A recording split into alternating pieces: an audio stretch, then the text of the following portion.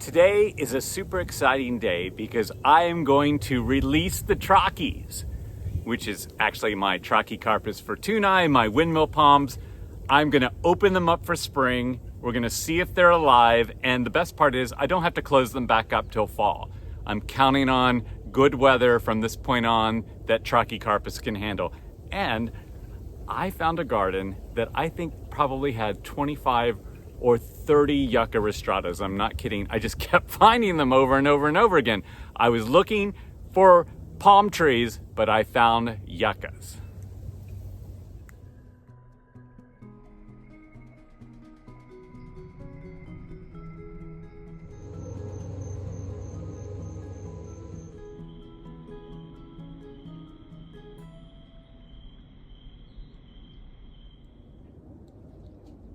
Hi everybody, it's Tim. Welcome back. Thanks for watching. So today's a big day. I have not looked at these Trachycarpus fortunei, the windmill palms, since I covered them up in November. And we had a really bad winter here in New York, as I've been telling on all these videos. So it makes me a little nervous because of all my palms, these are the least protected. They are just protected by frost cloth and light, where my other palms are much more like my bougainvillea back here. They've got foam board.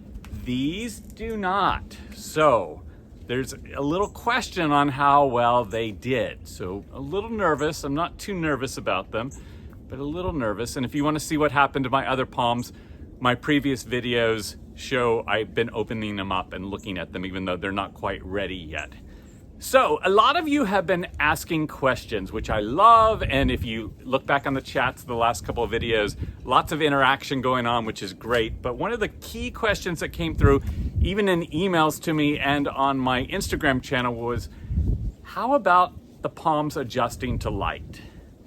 And that's a really good question. And it's actually something I had not thought about till it was brought up, because I just do what I do and I have success with. With my indoor palms, when I bring them out, I'm very careful not to let them spend too much time in the sun right away. I let them adjust.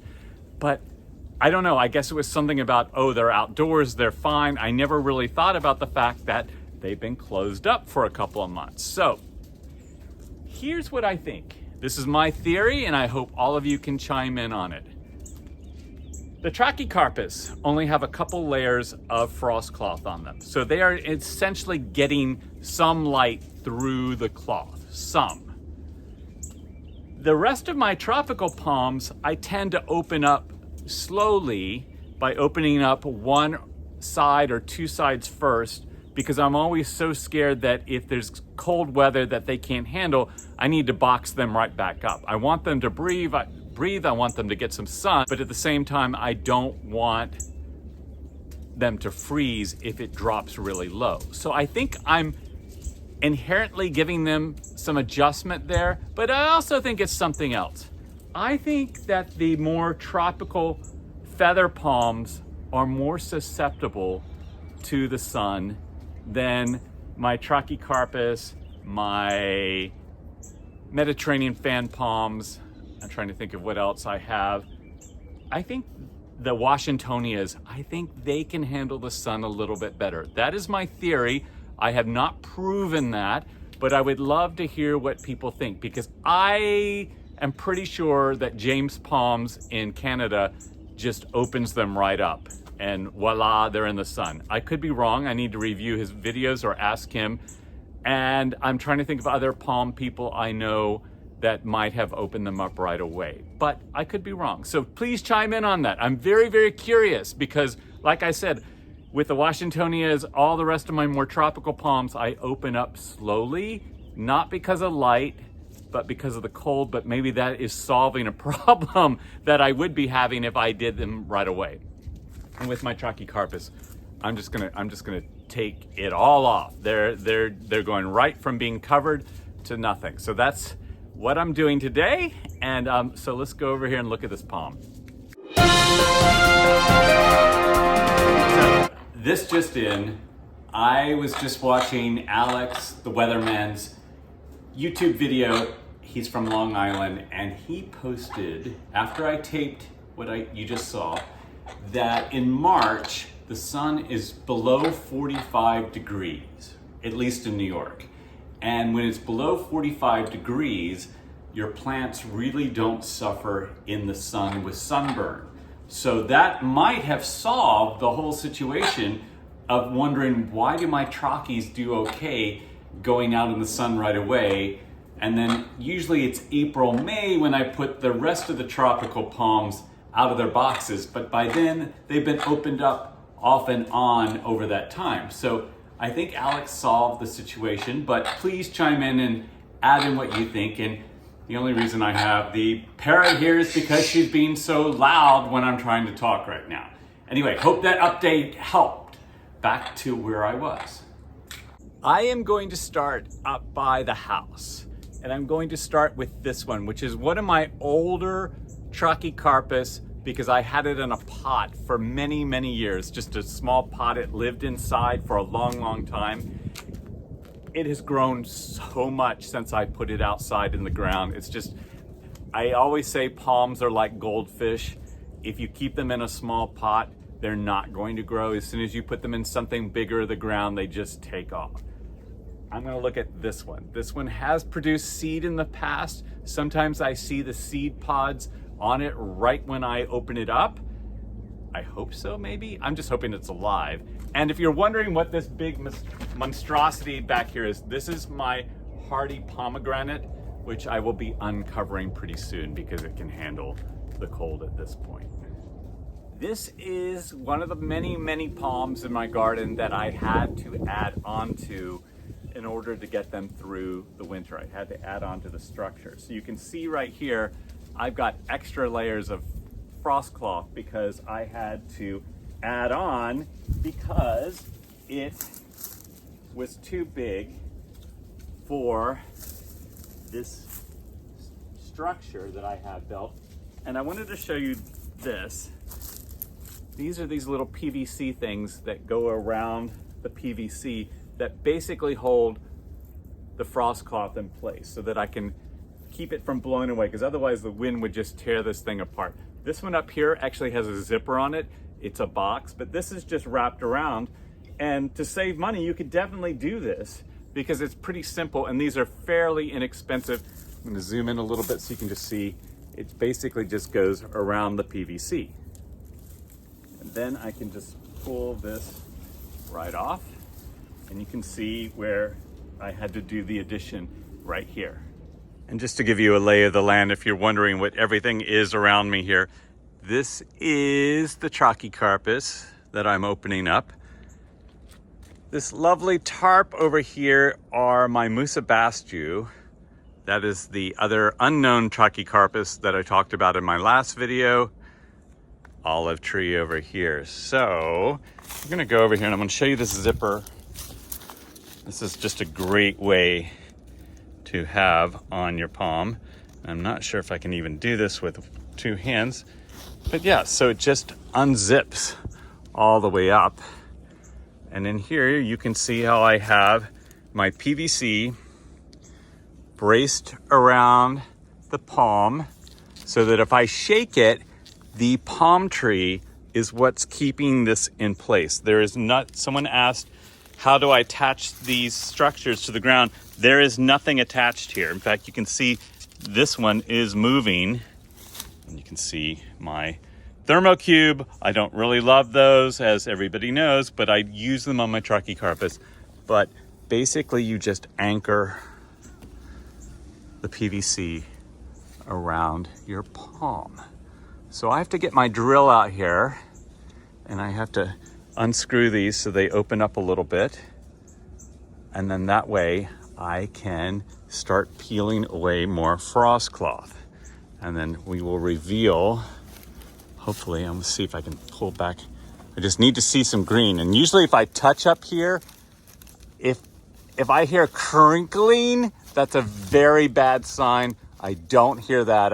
It feels like there is green there. So I'm pretty encouraged about this one. So I backed up here a little just so you could see this. Is a large ladder up against this.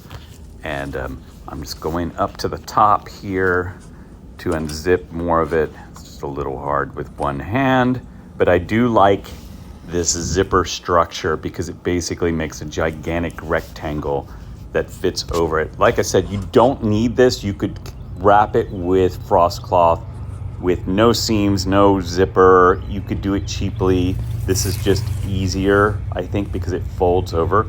And then up here on the top, you can see how I have the PVC braced, and that duct tape is when I used to tape on the foam board, but I don't do that anymore because basically this frost cloth holds it in place.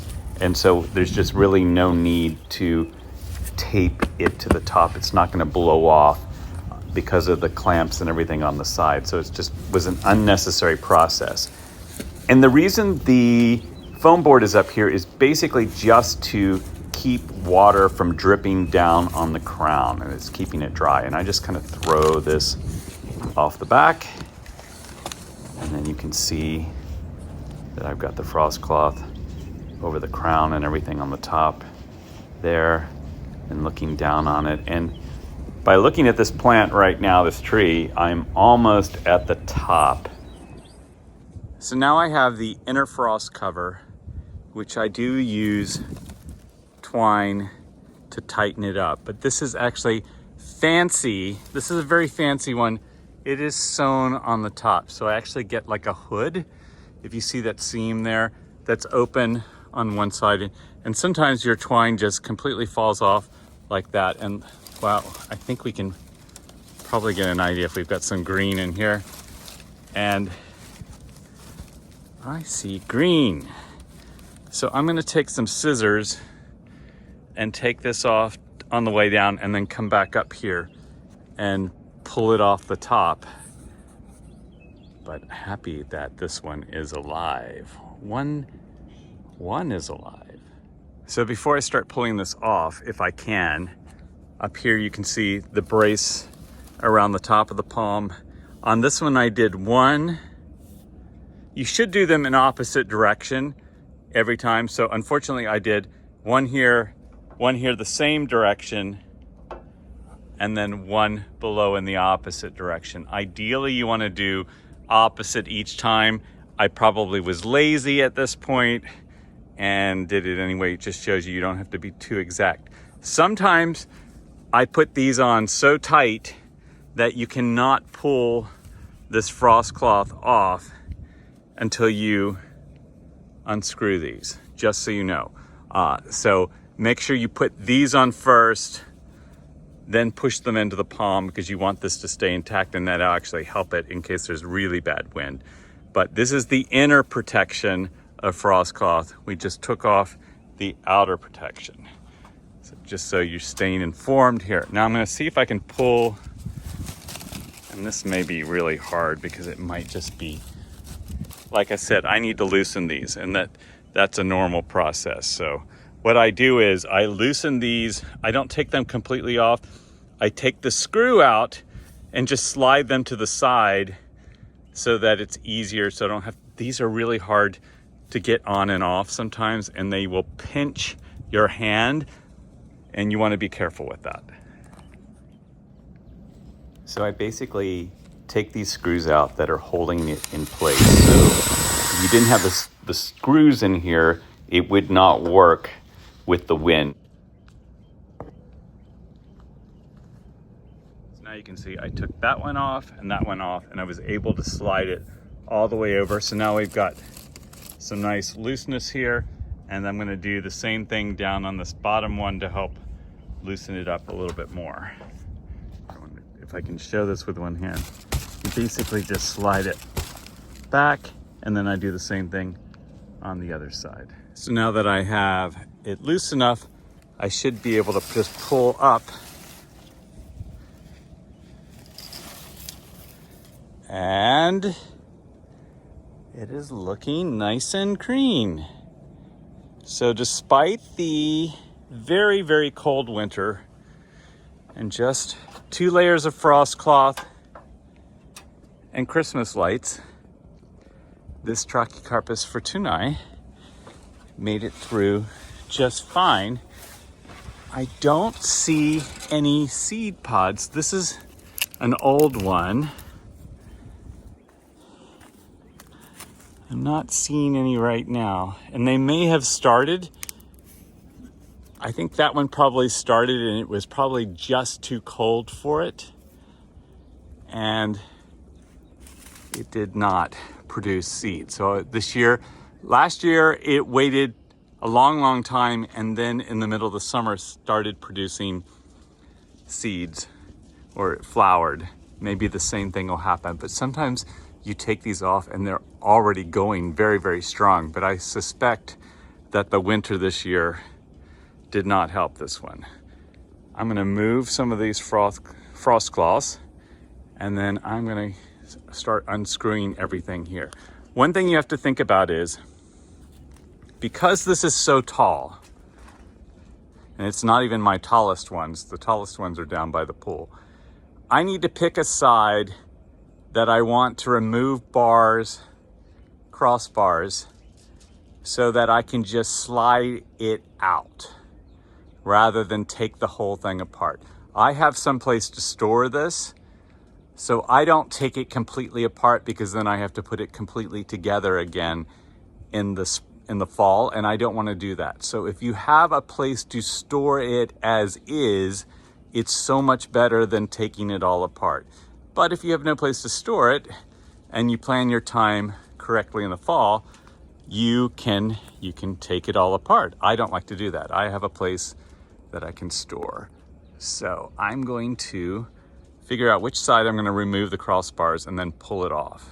And the nice thing about the PVC, especially this one, it's not different construction down by the pool. It's so light that I can do this by myself. This is not a two-man job. This is a one-person job. It's quite easy. I am going to choose this side right here, because then I can just pull it right out into my walkway there and walk it down. So I need to unscrew this. Well, I need to unscrew one side, because the way this is configured, I can swing that around. I need to unscrew both sides of this so that I can flip these down or back, which I'll show you in just a second. And then I need to do the same thing there and there so that I can just pull the whole thing out. And as I'm doing this, I thought of something. I would do the top first, this bar right here, just because if you're on a ladder and it's tall, you have to remember this is pretty sturdy around this palm tree. So if I do the upper one and for some reason, God forbid, I start falling off my ladder, if I grab this structure, it's going to stay in place because the palm tree is really strong in the structure. So you're better off removing it from the top down, and then by the time you get to the bottom, because if you take off these, if I took off this one first, then this one, by the time I get to the top, it's not as sturdy anymore. So you really should do a reverse. Do the top, middle, and bottom. And then in an ideal world, I probably would have had one there too, but it did just fine through the winter. So you don't have to go crazy. And as I said before, these are hard to get unclasped. And I like to use a screwdriver and wedge it up under here. And you've got to be careful. You don't want to crack this, but you want to leverage it up and without pinching your hands. It's scarier putting it on than taking it off, but taking it off is hard, and I don't think I can do this with one hand while holding the camera. So I'm going to do one and then show you how it flips back. Definitely a two-hand job, but as you can see, I've got this now. I can flip, that back, and see how it falls to the side. Now I've opened up this front area here so that it can be slid back. Now I need to do the other two. I've got everything back now. Hopefully I can clear this. There's always something in the way. But even though I can't get that all the way over there right now, I want to show you, I have cleared a path to pull out the structure, and it's pretty light and easy because now there's nothing holding this up. It's just a free box with 3 sides with no side on this side so that I can pull it out.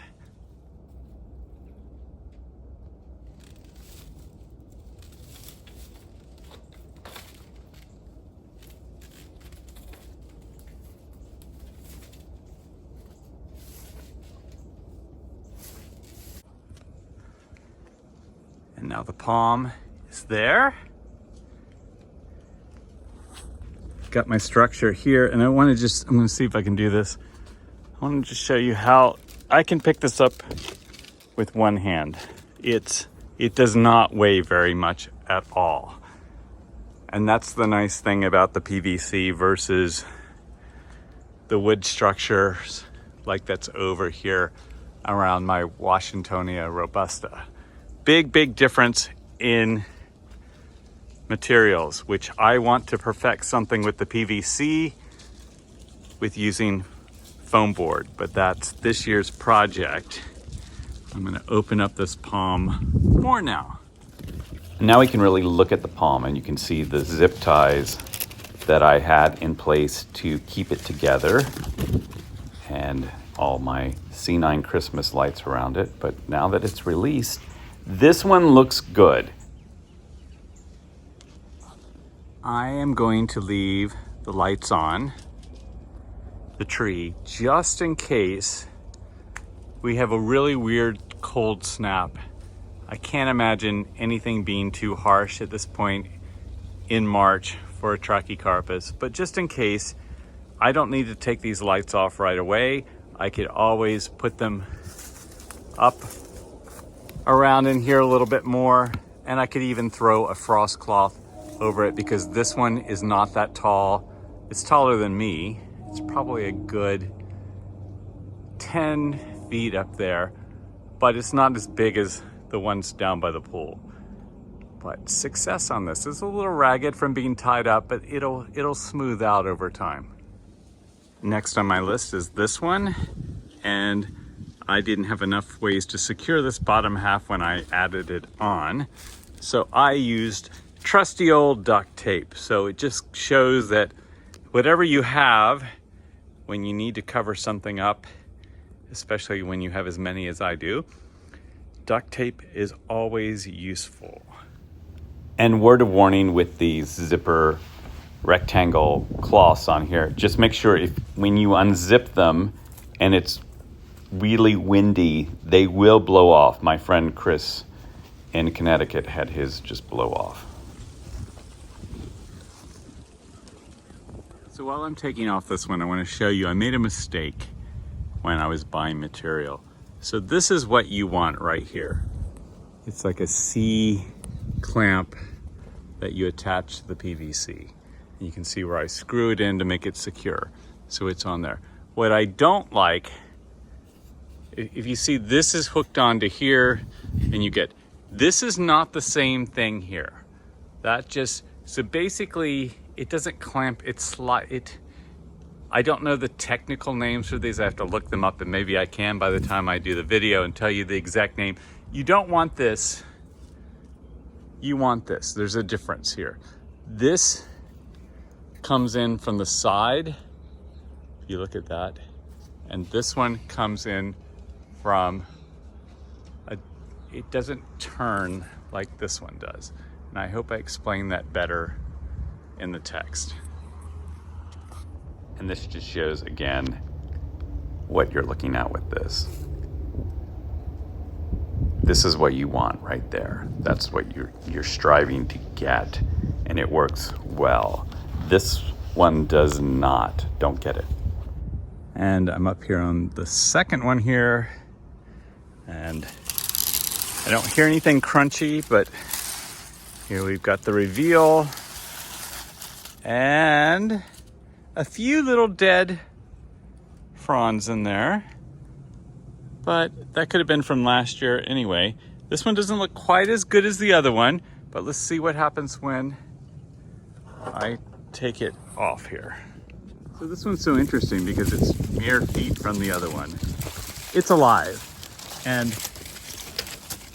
it's got new growth. There's green in here. It feels good on the inside, but it definitely got a little scorched on the outside. And it's funny, they're both covered the exact same way. So you just never know with these, but it is alive. You can see just some of the outer fronds are raggedy. And then we've got some nice green on the inside. So I just need to cut these back. If there were any green on them, I would probably leave them just to give the palm a little more strength, but they're pretty much gone. So I'm gonna cut those off just because it looks bad. Here's a great way to see the difference between the two. This one looks pretty decent, and this one looks a little sad, but it's fine. The pool is finally not frozen, a very good sign of spring. And I think I'm gonna do one more trachy for this video. And this is one of the large ones at the pool, and hopefully I don't get blown away from the wind up on my large ladder that I have over here by my Washingtonian. I'm gonna move it over there to get up and check this one out. I'm gonna skip through this pretty quickly here. As you can see, I've already taken off the top cloth, and now I'm gonna loosen all this up so I can reveal what's going on with the palm tree underneath. It is tall. It's a little too tall for this structure. So I'm up here, and definitely some green. We're good, but it definitely got a little fried on the top, and I'm really not surprised because it is very exposed down here, and obviously it was very cold this winter. But let's see what it looks like once I get this structure off, and we can open it up a little bit better and see what it looks like. So the only difference between this structure and the one you saw before on my smaller ones is, well, there's two. It's gigantic, but also these are steel, and these clamps really adhere to this, so you don't even have to drill into the steel, but it does make it much heavier. It's harder to move than the PVC. It's not as fried as the other one. And there's definitely green in here. It's just a few of the outer ones are a little fried, but I'm feeling good about this one. It made it through. Yeah, it just looks a little ragged. I'm gonna show you from afar, but it survived, thank goodness. Sorry about the wind right now. Well, I will say this is the worst that this one's ever looked coming out, but it was a little too tall for the structure. It was a little mashed down in there, but I also just think it's so exposed out here, and it was so cold this winter. So I definitely need to add on to the structure before next year. Maybe do that this spring and have it ready. And I definitely need to trim this one up some, and hopefully it can get some new growth soon. But it survived, that's the main thing, because I was very worried this winter. So I had to go to Washington, D.C. for work, and I knew there were some palm trees here, and so I was determined to get there to see them. And here was the entrance to the garden with some beautiful Yucca Rostratas, and I had no idea what I was going to see in this garden. It's kind of crazy. So it seems to be Yucca Rostrata world here. I'm looking for palm trees. I found one, but everywhere I go, you have beautiful Yucca Rostratas. They're all over this garden, which is really nice, but I was hoping for a few more palms, but I'm still looking. Granted, it is the beginning of spring, and it looks like they're doing some construction and moving things around, but here's a yucca, and then another Yucca Rostrata, and it's just fun to see this many in one place. And they all look like they're doing pretty well. They don't trim them at the bottom like I do. And I was glad to see this, like the hardy flying dragon orange, because I have one of these in my yard, and I love the thorns on these. And mine are getting bigger and bigger, and they're so cold hardy, which is just great to have in your garden. The fruit does not taste good, so don't think it will. And here's the one Trachycarpus I found. It's the only one I saw, and it's my understanding they don't cover this at all, which it looks a little ragged, but considering they don't cover it and we've had such brutal temperatures in this area, I think it's doing great. I heard there were needle palms here, but they must have moved them because I did not see any. The buildings here are so pretty, but they must have had a sale on Yucca Rostratas because they are just everywhere I turn. And I wonder what the non-plant people think when they go through here. Do they just think they're normal to have, they have yuccas in pots? They have yuccas in the ground. So whoever the gardener is here just has a great love for Yucca Rostratas, which I totally get because I love them too. And I would love to have a few more, but it's just, I think it's just funny to see this garden is a nice sized garden, but it's not gigantic. Some beautiful southern magnolias in here. And I have a couple on my property and I don't think I've ever shown them. It's making me think this, but they're great because they're evergreen. And another Yucca Rostrata. It's just, and most of these are quite tall. I'm going to show a few in a second here that are small, but a lot of them are tall.